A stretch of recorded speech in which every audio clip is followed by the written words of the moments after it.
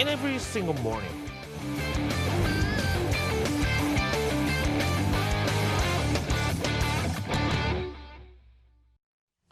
금요일 아침 글로벌 랩과 함께하고 계십니다. 이번 주 마지막 거래일까지 와 있는데요. 유종의 미를 좀 거둬야 할 텐데 이번 주 사실 미국 증시는 가열차게 반등하고 있지만 우리는 여기서 소외되고 있습니다. 지금 로이터 통신의 마감 브리핑 사진과 제목을 보면은 조금 억울한 걸 넘어서 진짜 좀 화가 나기도 하고 소외감이 느껴지는 제목인데요. 어쨌든 월가는 미중 무역 분쟁 같은 어떤 노이즈보다는 펀더멘탈에 집중하면서 3거래일 연속의 상승 마감을 이뤄냈습니다.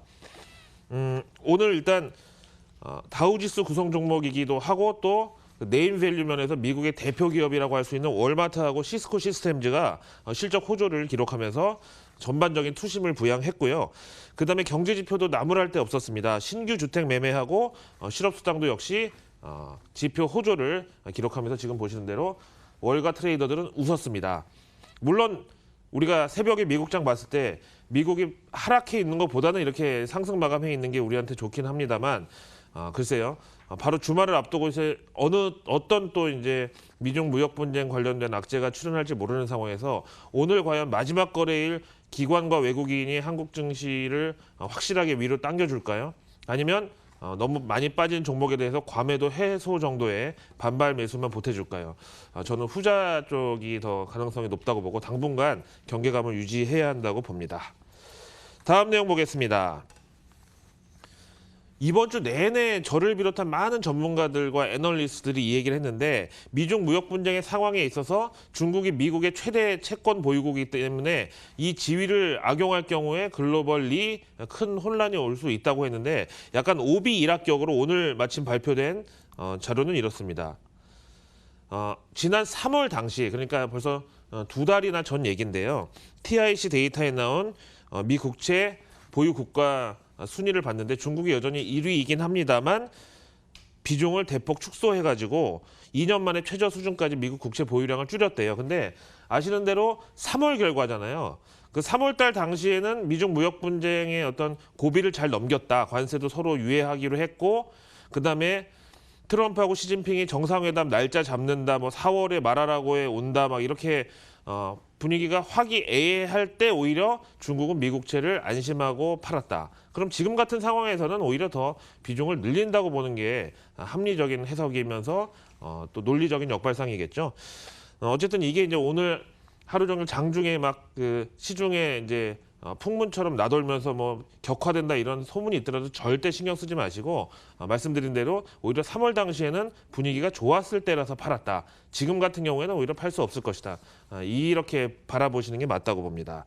그런데 이제 이 3월 달에 미국 국채를 중국이 대량 매도하면서 보란 듯이 까불지 마라 뭐 이런 효과를 만약에 줬다고 하면 외환 시장에서 반응이 나타났어야 되는데 오히려 거꾸로 위안화의 급락세가 나타났다가 다시 반등을 했다. 이렇게 W자형의 방황을 했다.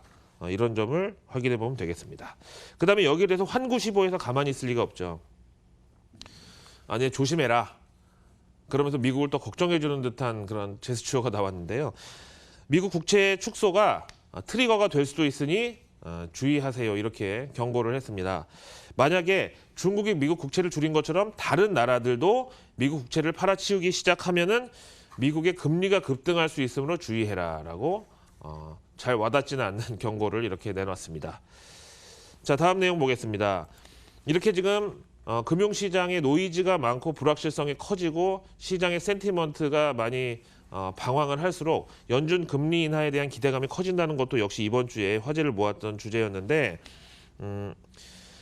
라엘 브레이너드 연준 이사는 이제 평소 비둘기파로 알려진 인물이거든요. 근데 이날 발언에서 금리 인하에 대한 입장 표명을 안 했고 대신에 왜 지난 제닛 옐런 연준 의장이 하이 프레셔 이코노미라고 해서 고압 경제를 얘기했었잖아요. 그거를 옹호하는 입장을 나타냈는데 지금의 연준 인플레이션 목표치가 잘 아시는 대로 2%인데 계속 연준이 완화적 스탠스를 취해 왔지만 2% 목표치를 한두 달 정도 달성했다가 그 다음에 또 멀어지고 이렇게 이제 계속 왔다 갔다만 이제 하고 반복하다 보니까 지금 미국 경제를 보면 고용하고 소비가 그 어느 때보다 강력한데 이렇게 2% 목표치를 달성을 못하는 걸 보니까 목표를 2%로 하지만 실제로는 2%를 초과해도 넘겨도 좋다는 쪽으로 통화 정책을 끌고 가야 결국은 등락을 하다가 2%에 맞춰질 것이다. 그래서 고압 경제 내지는 2% 초과를 용인할 수 있는 그런 통화 정책을 가야 된다. 이렇게 얘기했죠. 여기다가 오늘 또 연설에 나선 미네아폴리스 연은 총재 닐 캐시케리는 평소 이 사람도 비둘기 파임에도 불구하고 지금 금리 인하를 논하는 거는 조금 적절치 않다. 금리 인하라는 건 대충 뭐 분위기상 미중 무역 분쟁이 이렇고 금융시장이 안 좋으니까 해야 된다 이런 논리로 통하는 게 아니라 실제 진짜 지표가 둔화되는 게 실증이 됐을 때 그때 금리 인하가 논의돼야 된다 이렇게 선을 그었습니다. 자, 그다음에 화웨이 파문으로 지금 시끄러운 상황인데요. 프랑스의 마크롱 대통령이 트럼프에 반격을 하고 나섰습니다. 프랑스하고 유럽연합은 화웨이 퇴출에 반대한다면서 트럼프에 반박을 했고 어떤 그러니까 전쟁이든 무역이든 기술이든 우리는 피해야 된다고 생각한다 이렇게 얘기했습니다. 어쨌든 어제 아시아장을 괴롭혔었던 여러 가지 이슈들은 간밤에 미국에서 상당히 좀 순화가 되고 임팩트가 많이 줄어든 상황인데 미국이 본질에 집중해야 한다고 하면 우리는 과연 본질에 집중했을 때 기업 실적과 경제 지표가 그렇게 좋냐? 그거는 조금 생각해 볼 대목이죠. 당장 이번 주 마지막 거래일 오늘 외국인들은 과연 어떤 스탠스를 보일지 월가 인터뷰를 통해서 알아보겠습니다.